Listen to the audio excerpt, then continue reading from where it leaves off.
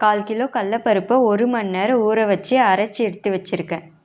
1/4 kilo boneless சிக்கனை மஞ்சத்தூள் போட்டு வாஷ் பண்ணி அரைச்சி வச்சுருக்கேன். இப்போ இதோடு சேர்த்துக்கலாம்.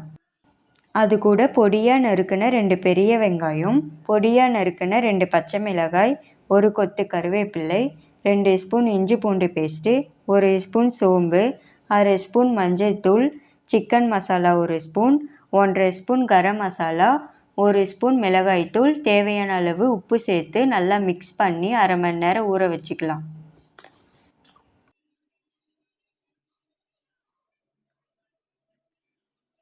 கடாயில் வடை பொரிக்க தேவையான அளவு எண்ணெய் ஊற்றிக்கலாம். எண்ணெய் நல்லா ஹீட் ஆகிடுச்சு. நமக்கு தேவையான சைஸுக்கு வடையை தட்டி போட்டுக்கலாம். 2 நிமிஷத்துக்கு ஒரு தடவை வடையை திருப்பி விட்டுக்கலாம்.